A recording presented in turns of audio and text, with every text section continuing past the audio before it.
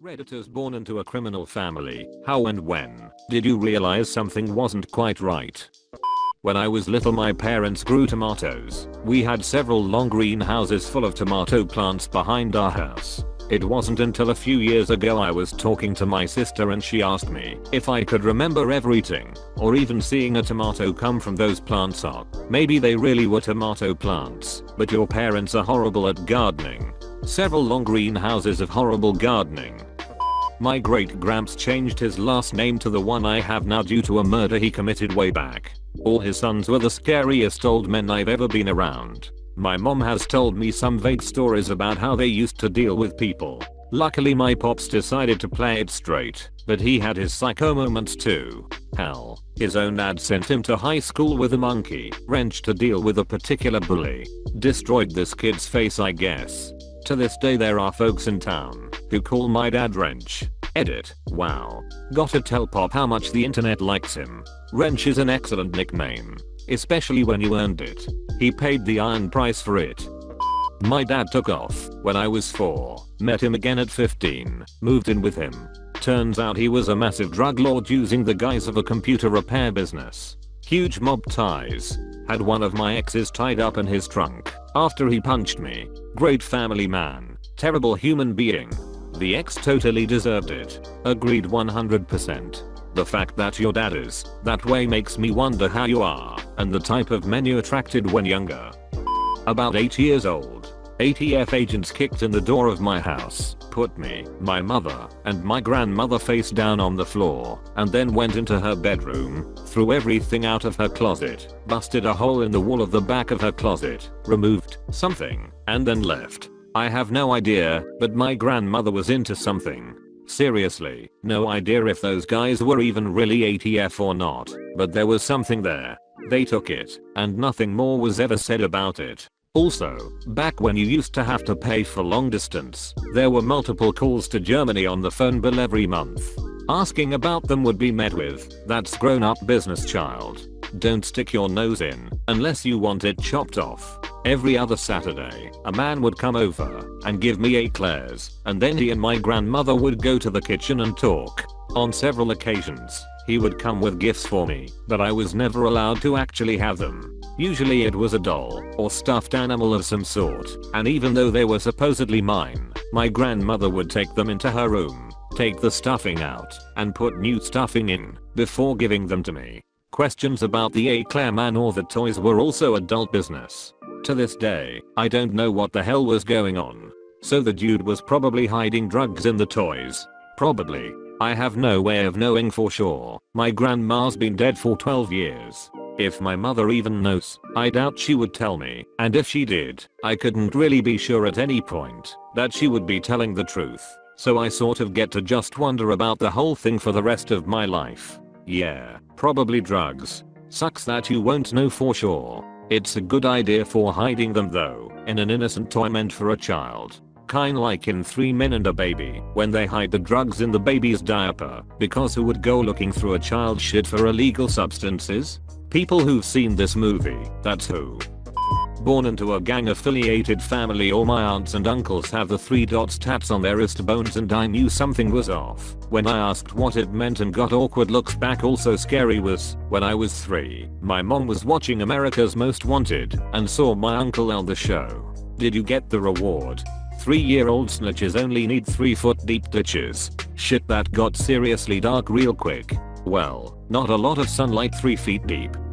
When I realized how weird it was, my family didn't have jobs, but we still had cash, our bills were paid, and we had food on the table. When I was about 13 or 14 and a group of my uncles pulled me aside and told me that if I went on any dates with boys and the boys weren't nice to me, they would have them looked after.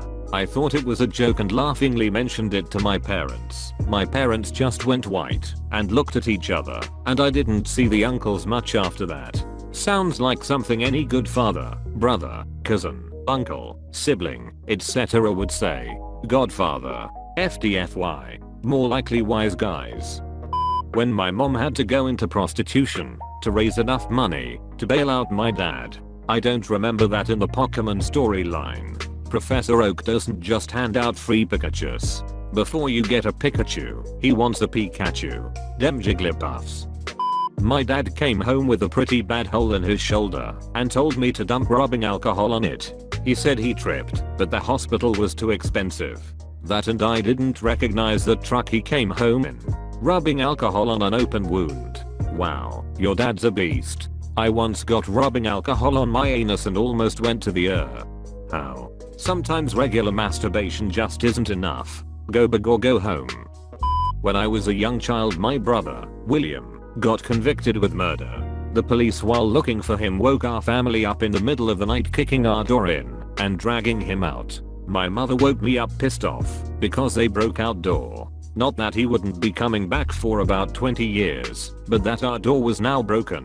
I remember thinking that night of how much was my family actually into if this could happen without batting an eye. This leaves me with too many questions. Not upset their child was being taken away. Just pissed about the door. We knew you were coming, but damn.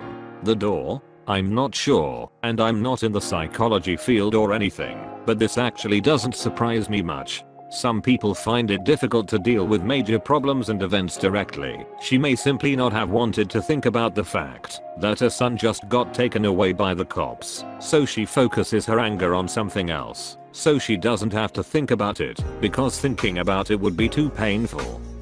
I wasn't born into it per se. It was later in my life, when I was about 12, but I'll give it a shot. You know something is up, but it's mostly assumed that your family is loosely affiliated with the real criminals. They're money men, accountants, lawyers, etc. I probably knew something was up when my friend said he loved my mom's new Jag and I replied thanks. One of my stepdad's clients couldn't pay his bill, so he just gave us his car and my friend replied, dude, I don't think that's how it works. Also occasionally seeing people whose names you recognize or that you have met appear in the newspaper is a dead giveaway as well. Edit. Wrote this on a phone, so to clarify that last part, also occasionally seeing people whose names you recognize or that you have met appear in the newspaper is a dead giveaway as well.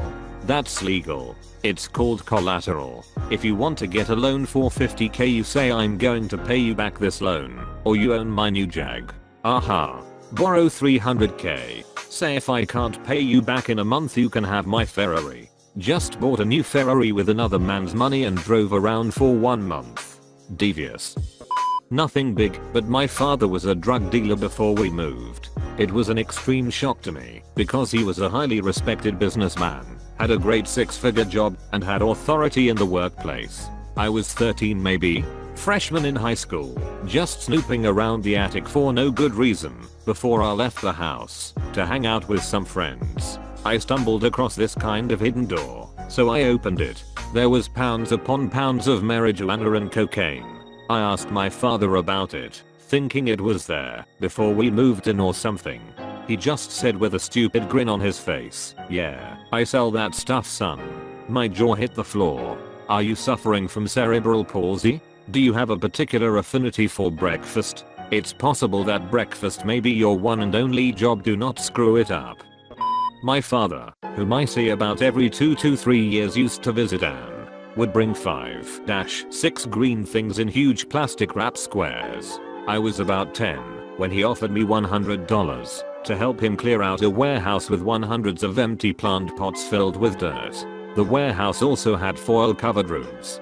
Then he started bringing in massive white bricks from his truck when he stayed the night. Overheard a family friend talk about him breaking someone's legs with a baseball bat because they owed him money, but was too scared to go to the police. He stopped everything when he got busted and nearly went to prison until his girlfriend at the time took the fall for whatever he was nearly charged with. Now he is worth millions and owns a massive company solely funded by the drugs he used to sell. TLDR. Father used to sell bricks of coke and weed, is now worth millions solely from doing so. Any chance you are going to divulge what company? Trump Enterprises. It's a company that completes commercial building government contracts. My last name is in the title of the company, so I don't want to say. Raptorman Incorporated.